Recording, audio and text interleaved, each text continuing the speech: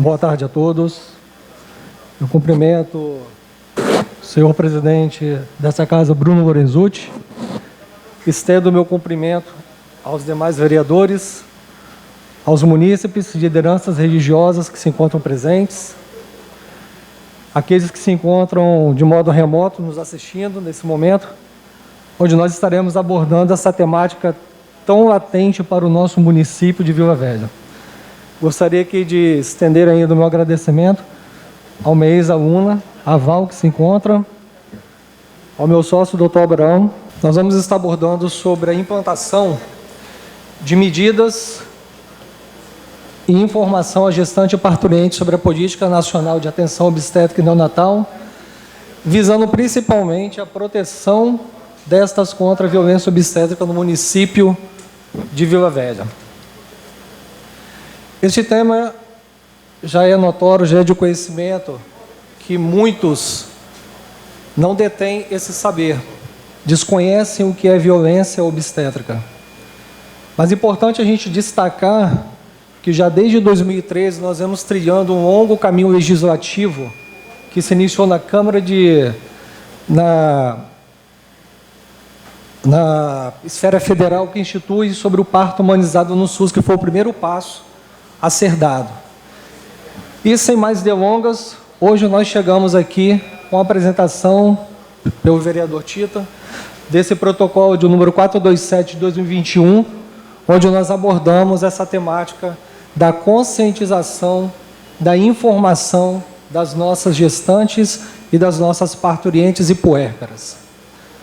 Aqueles que não entendem o que significa o termo parturiente, é aquela mulher que está em trabalho de parto.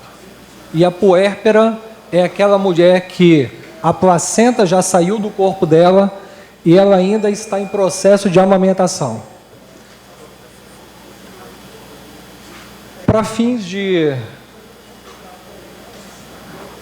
maiores esclarecimentos, no que tange à questão legislativa, a própria Constituição Federal, no seu artigo 30, ela já deixa bem claro que o município ele pode legislar no que tange a questões envolvendo o Sistema Único de Saúde, ele pode legislar sobre esses interesses locais, como é esse que nós estamos iniciando a nossa abordagem hoje. Se nós formos procurar sobre a questão do conceito do que é violência obstétrica, nós vamos encontrar uma diversidade muito grande. Ainda não existe de forma consensual um conceito estabelecido, mas de uma forma ampla, para que nós possamos entender, qualquer ato de violência cometido a uma gestante que esteja fazendo pré-natal, qualquer ato de violência cometido a essa mulher que está em trabalho de parto lá na maternidade, ou a essa mulher que já deu à luz, configura violência obstétrica. E o interessante é que quando nós procuramos saber sobre as espécies de violência obstétrica que essa mulher pode ser cometida, nós presenciamos e detectamos o seguinte: ela pode sofrer violência física, e você vai se perguntar, mas como que ela sofre violência física? Através dos excessos cometidos pelos profissionais de saúde. Se nós pararmos para conversar com as mulheres que passaram pelas maternidades, não só no município de Vila Velha, como no estado, como no nosso país afora, nós vamos perceber uma queixa recorrente, que é: eu fui tocada, e quando eu falo tocada, eu falo do toque que é feito para o diagnóstico de dilatação e apagamento de colo uterino. Eu fui tocada além do que deveria. Isso é consenso. E nós sabemos hoje que a literatura ela é taxativa no sentido que o excesso desse exame físico que é feito na gestante, nessa parturiente, ela pode trazer até mesmo infecções e outros problemas para esse bebê que ainda vai nascer. Então, essa é uma das modalidades de agressão física que essa mulher, ela infelizmente, ela é submetida no momento que é um dos momentos mais importantes que tem na vida de uma mulher. A outra modalidade que nós trazemos ali é a violência psicológica. É aquilo que ela escuta. São falas desnecessárias e falas ofensivas que muitas das vezes rebaixam essa mulher, simplesmente pelo fato dela ser mulher, e simplesmente pelo fato dela estar numa condição que ela não pode se defender.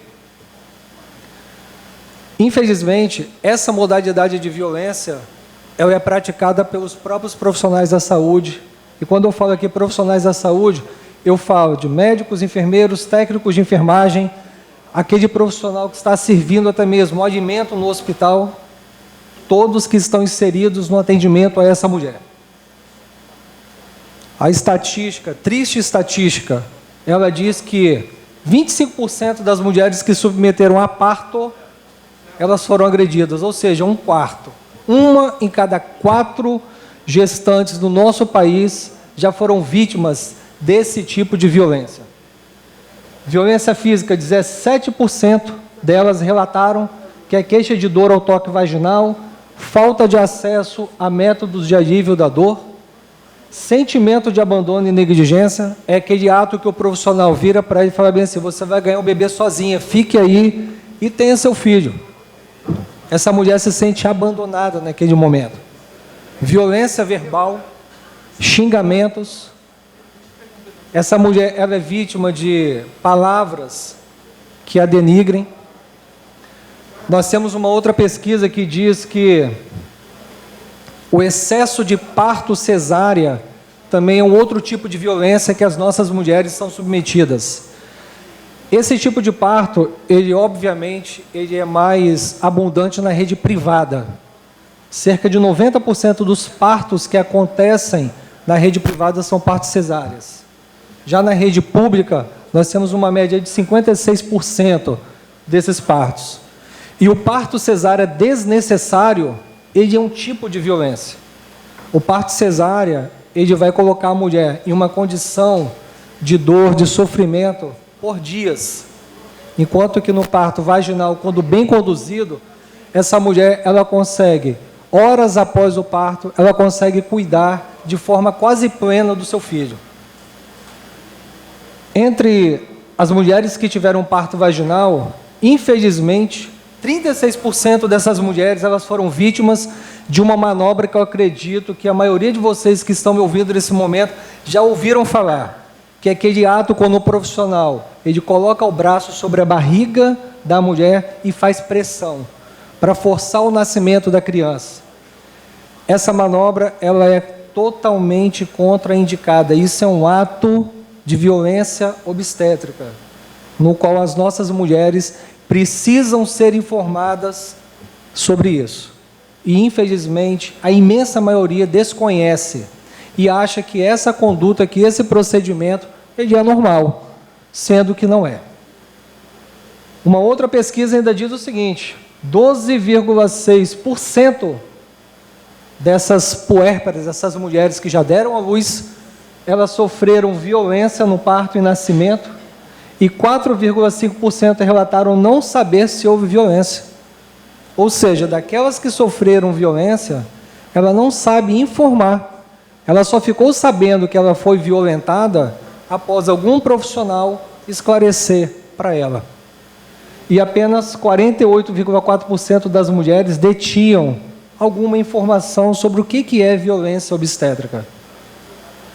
Importante a gente abrir um parênteses aqui agora, e eu acredito que todos nós já ouvimos aquela máxima, que o conhecimento ele é poder.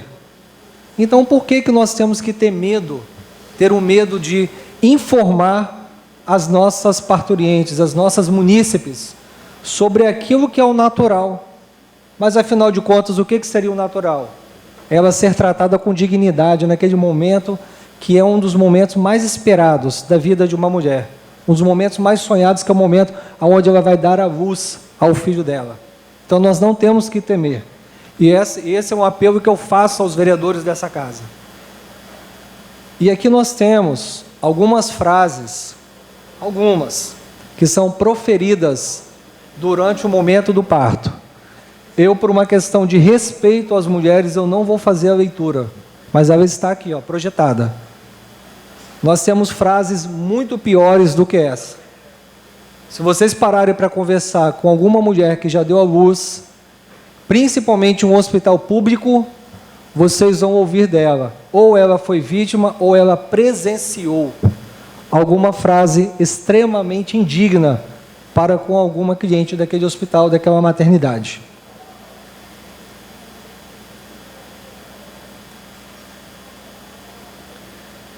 Importante a gente frisar que a violência obstétrica, ela é um grave violador dos direitos fundamentais da mulher. Quando nós falamos em direitos fundamentais, nós estamos falando de direitos constitucionais, que é a Carta Magna desse país.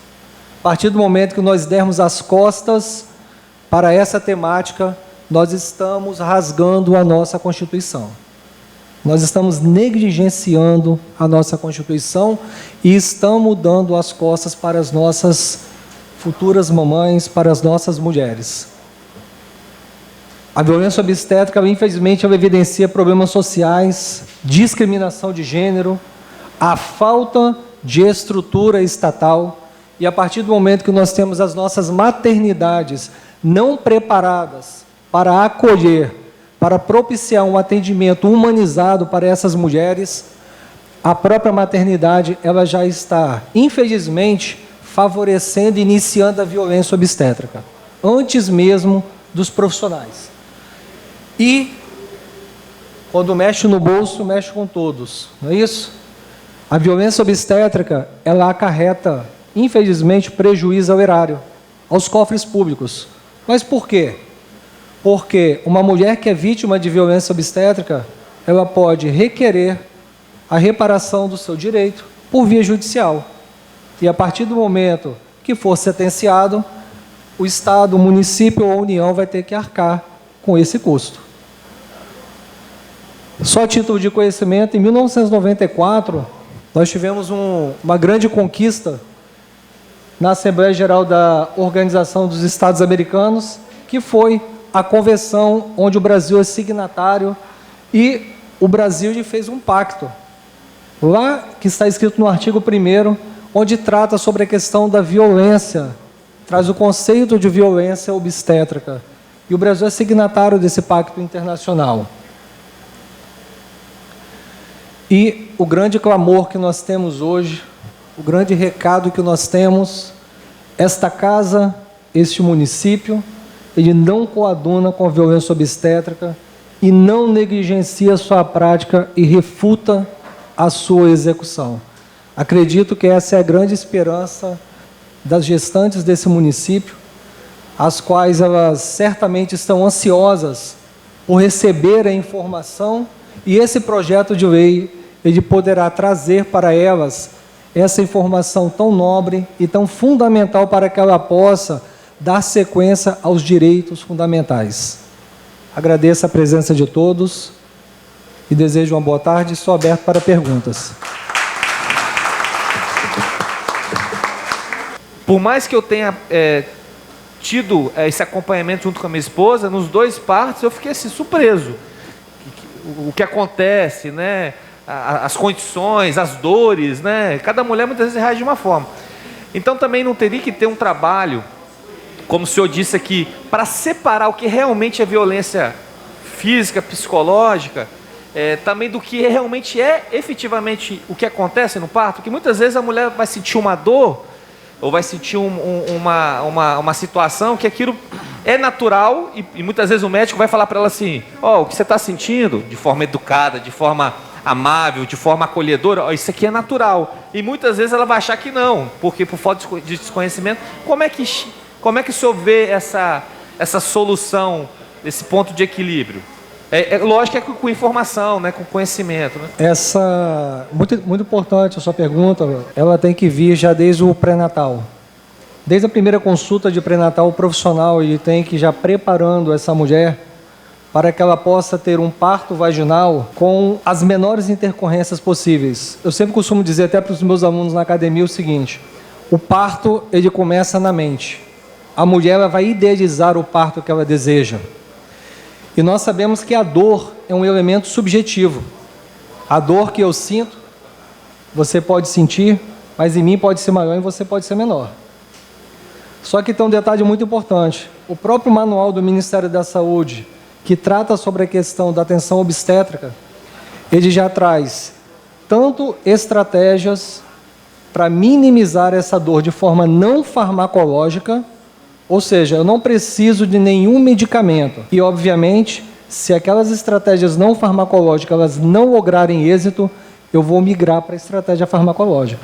O que é inadmissível hoje é a gente presenciar um ser humano com dor e você deixá-lo com dor. Isso que não pode acontecer. Aí sim nós já temos o início da caracterização da violência obstétrica. Porque a primeira pergunta que nós temos que fazer é: você estava com dor? O que foi feito por você? Ah, foi feito isso, isso, isso e isso. Resolveu? Não, não resolveu. Aí fizeram esse medicamento,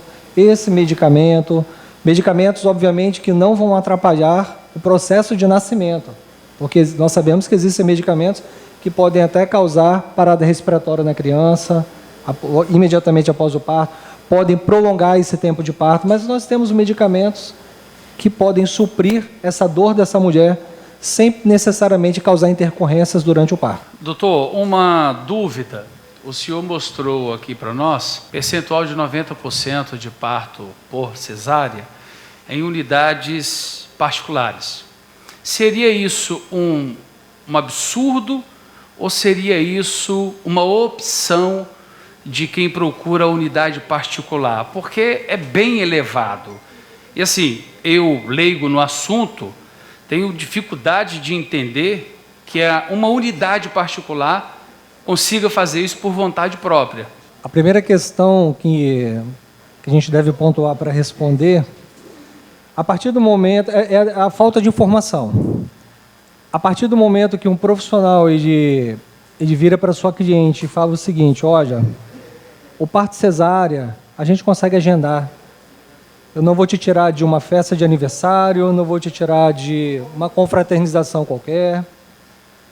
Você vai agendar o dia e horário que você desejar para você poder fazer esse parto. Esse é um dos primeiros pontos de convencimento. O segundo ponto de convencimento é o que a vereadora Patrícia muito bem relatou, que infelizmente ela foi vítima, que é a questão da dor. Quando você vira, e isso é difundido entre as mulheres, quando você vira e fala para a mulher bem assim: olha, o parto cesárea você não vai sentir dor, você vai estar anestesiada. Durante o parto vaginal, você vai começar a sentir dor nas primeiras contrações e essa dor só vai acabar depois da expulsão desse bebê, desse concepto. No que o profissional profere essa palavra para ela, ela já se coloca em posição de xeque-mate, porque ela não vai querer sentir dor. Só que lhe falta a explicação seguinte: olha, existem medidas, tá? Você pode sentir dor, mas quando você começar a me relatar dor, eu tenho medidas para poder aliviar o seu sofrimento. Eu tenho certeza que nós conseguiríamos virar essa página.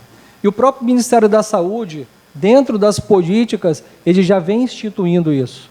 Ele já vem favorecendo e remunerando mais o parto vaginal em detrimento ao parto cesárea.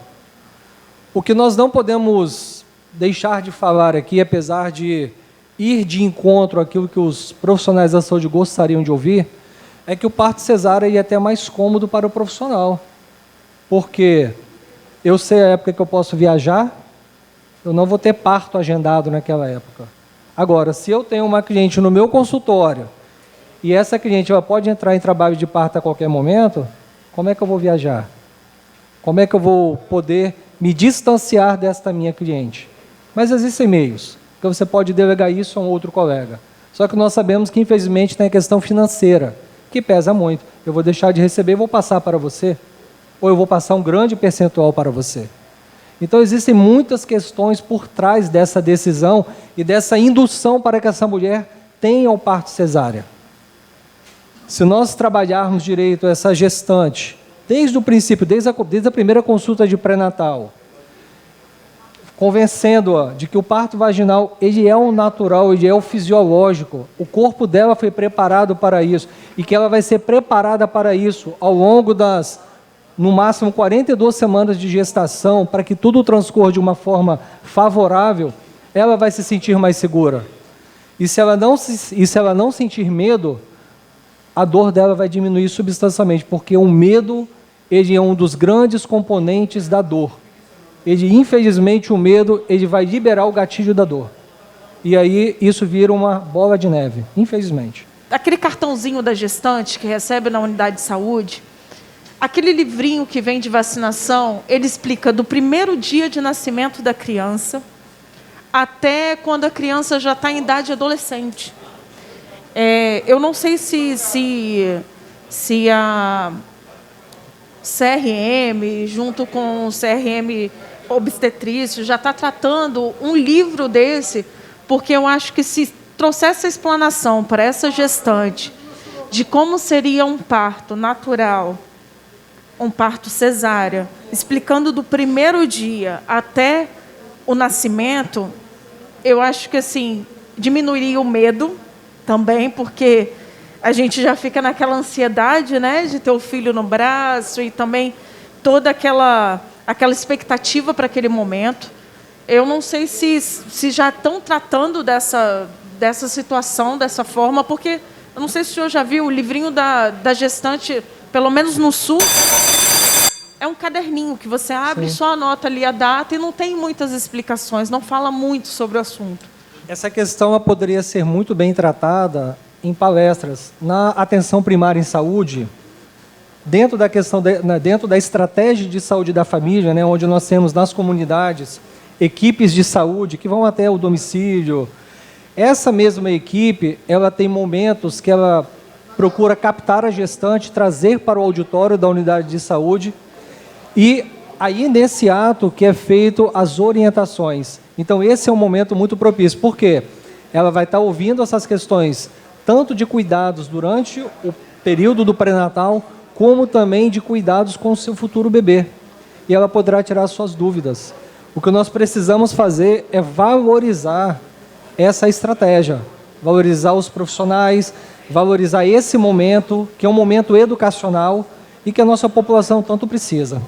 Doutor Gustavo, quero aqui te parabenizar e te agradecer, né, por aceitar estar aqui conosco nessa tribuna livre para discutir um assunto tão importante na cidade.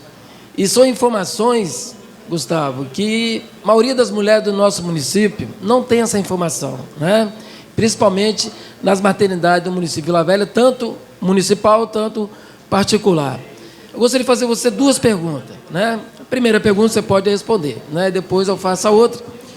E se existe algum tipo de protocolo, alguma cartilha, alguma informação que possa entregar essas mulheres quando chegar numa maternidade, tem algum tipo de informação que passa isso para elas dentro do município de Vila Velha? Eu vou utilizar parafrasear a vereadora Sabrina. Nós temos a caderneta da gestante, que ela traz assuntos diversos. Mas no que tange a especificidade da informação para a violência obstétrica, infelizmente nós carecemos. Então seria de grande valia, de grande importância, o município ele acatar o projeto de lei e editar essa cartilha informando as nossas gestantes e puérperas. Nós temos um projeto de lei que está tramitando nessa casa, né, que tem essa obrigatoriedade do município de Vila Velha, né, dar essa informação, né, passar uma cartilha de informação para que essas mulheres chegarem na maternidade e tenham esse tipo de informação, né? E a outra pergunta, doutor Gustavo, eu gostaria de saber também qual é a sua opinião, né, sobre o luto materno humanizado e se há possibilidade das maternidades públicas e privadas atender essas mães em luto com um tratamento especial, que também nós temos um projeto de lei que está tramitando aqui nessa casa. Falar sobre o luto é algo que, quanto mais um dia como hoje, né, onde nós tivemos essa grande tragédia no nosso município, é algo que move o nosso âmago. Quando nós falamos de um luto neonatal, nós estamos falando daquilo que é o inverso da lógica da vida. Por quê? O natural sempre é os pais, os filhos enterrarem os pais. E obviamente que nós homens, nós nunca vamos conseguir saber o que é conceber uma criança. Óbvio. Somente uma mãe sabe, no íntimo dela, o que é uma perda daquele ser que ela carregou no seu ventre por 9 meses. E o interessante, vereador, que quando nós falamos sobre o luto neonatal, nós estamos falando que, a partir do momento que essa mulher, ela presencia a morte do seu filho, e ela fica na mesma condição que outras mulheres que estão com o seu bebê em alojamento conjunto, ou seja, os seus bebês ao lado dela, nós estamos colocando essa mulher em ato de indignidade. Verdade. Porque essa mulher, ela vai presenciar o choro de outro bebê, ela vai presenciar as outras mães cuidando dos seus filhos, e ela não vai poder ter esse privilégio. As nossas ilustríssimas vereadoras, que são mães, sabem, só o fato de uma mulher ouvir o choro de um bebê, o leite, ele já é injetado da mama. Agora, você imagina uma mulher no qual o corpo ficou sendo preparado ao longo de 9 meses e ela é submetida a todo momento, porque dentro de uma enfermaria onde você tem 4, 6 leitos, ela vai estar ouvindo 5 ou 3 bebês chorando o tempo inteiro, pedindo pela sua mãe. E a grande pergunta que certamente ela vai fazer no íntimo dela: cadê o meu filho? Eu queria tanto o meu filho nesse momento.